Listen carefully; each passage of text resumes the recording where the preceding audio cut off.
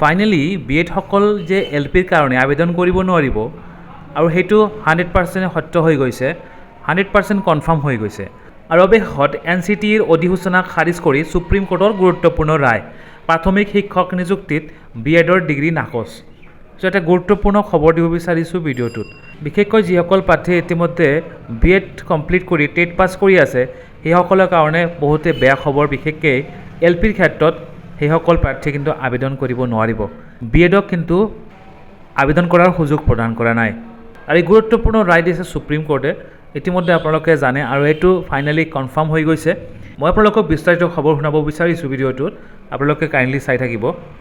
চ' ইয়াতে উল্লেখ কৰিছে DLEDহে হ'ব গ্ৰহণযোগ্য, B.Edক উচ্চ ডিগ্ৰী বুলি ধৰিলেও নিম্ন প্ৰাথমিকৰ বাবে বিবেচিত নহ'ব।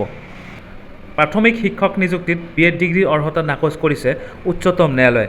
এই সন্দৰ্ভত ৰাষ্ট্ৰীয় শিক্ষা পৰিষদ চমুকৈ NCTৰ 2018 চনৰ 28 জুনত এখন অধিসূচনা খাৰিজ কৰি দেশৰ সৰ্বোচ্চ ন্যায়ালয়ে প্ৰাথমিক শিক্ষক নিযুক্তিত B.Ed ডিগ্ৰীৰ অৰ্হতা গ্ৰহণযোগ্য নহয় বুলি ৰায় প্ৰদান কৰিছে। ইয়াৰ লগে লগে একমাত্ৰ DLED উত্তীৰ্ণহে প্ৰাথমিক শিক্ষক হিচাপে নিযুক্তি পোৱাৰ বাট প্ৰশস্ত হৈ পৰিল। বহুসংখ্যক গোচৰৰ শুনানি লৈ উচ্চতম ন্যায়ালয়ৰ স্পষ্ট মত, প্ৰাথমিক শিক্ষক হ'বলৈ B.Ed ডিগ্ৰী গ্ৰহণযোগ্য নহয়। উল্লেখযোগ্য যে 2018 চনৰ 28 জুনত NCTয়ে প্ৰাথমিক শিক্ষক পদৰ প্ৰথমৰ পৰা পঞ্চম শ্ৰেণীলৈ বাবে B.Ed ডিগ্ৰীধাৰীসকলক যোগ্য বুলি এখন অধিসূচনা জাৰি কৰিছিল। এনে অধিসূচনাৰ পিছতে ৰাজস্থান চৰকাৰে টেট অনুষ্ঠিত কৰিবলৈ আহ্বান কৰা বিজ্ঞাপনত B.Ed উত্তীৰ্ণ প্ৰাৰ্থীসকলক আবেদন কৰাৰ অনুমতি দিয়া নাছিল। এনে পৰিস্থিতিত একাংশ B.Ed প্ৰাৰ্থীয়ে ৰাজস্থান উচ্চ ন্যায়ালয়ত গোচৰ তৰে। সমান্তৰালভাৱে ৰাজ্যখনৰ একাংশ DLED উত্তীৰ্ণ প্ৰাৰ্থীয়েও NCTৰ 2018 চনৰ 28 জুনৰ অধিসূচনাখন বাতিল কৰিবলৈ ৰাজস্থান উচ্চ ন্যায়ালয়ত গোচৰ তৰে।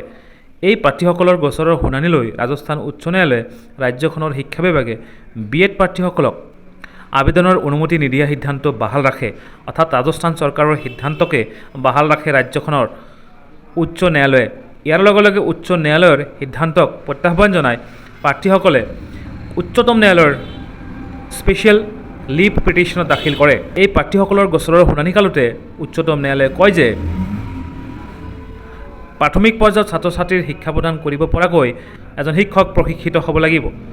ডিপ্ল'মা ইন এলিমেণ্টাৰী এডুকেশ্যন DLEDৰ জৰিয়তে প্ৰাথমিক পৰ্যায়ত ছাত্ৰ ছাত্ৰীক শিক্ষণ প্ৰদানৰ বাবে প্ৰশিক্ষণ দিয়া হয়। B.Ed ডিগ্ৰী DLEDতকৈ উচ্চ খাপৰ বা তাতকৈ ভাল অৰ্হতা বুলি প্ৰক্ষেপ কৰা হৈছে যদিও প্ৰকৃততে সেয়া নহয়। DLEDৰ সৈতে তুলনা কৰিলে B.Ed ডিগ্ৰী হৈছে এক ভিন্ন অৰ্হতা আৰু ভিন্ন প্ৰশিক্ষণ। B.Ed ডিগ্ৰীক উচ্চ অৰ্হতা বুলি ধৰিলেও কিন্তু প্ৰাথমিক পৰ্যায়ৰ বাবে উপযুক্ত অৰ্হতা নহয়। অকল সিমানেই নহয়, DLEDৰ বাহিৰে B.Edৰ প্ৰাথমিক পৰ্যায়ত শিক্ষাদান কৰিবৰ বাবে সাজু কৰি তোলা নহয়। ন্যায়ালয়ে পুনৰ কয় যে প্ৰাথমিক স্কুলৰ শিক্ষকৰ বাবে B.Ed ডিগ্ৰীক অন্তৰ্ভুক্ত কৰা NCTৰ সিদ্ধান্ত একপক্ষীয় আৰু অযুক্তিসংগত। বিনামূলীয়া আৰু বাধ্যতামূলক নহয় গুণগত শিক্ষা প্ৰদানৰ কৰা লক্ষ্য প্ৰৱৰ্তন কৰাৰ শিক্ষাৰ অধিকাৰ আইনৰ কোনো উদ্দেশ্য এনে সিদ্ধান্তই সফল নকৰে।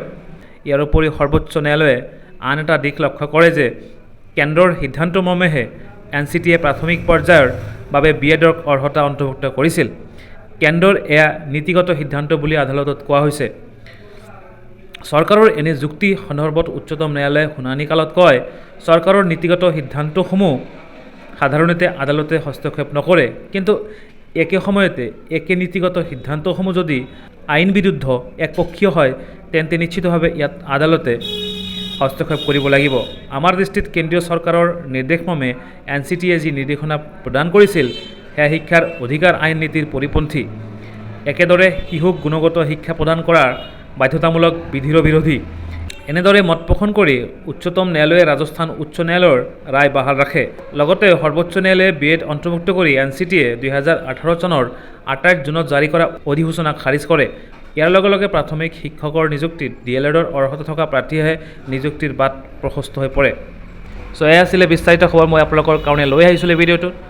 এতিয়াৰ পৰা একমাত্ৰ DLED ডিগ্ৰীধাৰীসকলেহে LPৰ কাৰণে যোগ্য হ'ব বা LPৰ কাৰণে আবেদন কৰিব পাৰিব।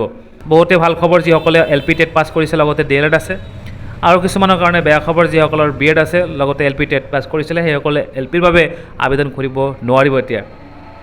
চ' এয়া আছিলে গুৰুত্বপূৰ্ণ খবৰ লৈ আহিছিলোঁ আপোনালোকৰ কাৰণে। ভিডিঅ'টো কেনে পালে জনাবলৈ নাপাহৰিব। নতুনকৈ হ'লে মোৰ চেনেলটো ছাবস্ক্ৰাইব কৰি ৰাখিব।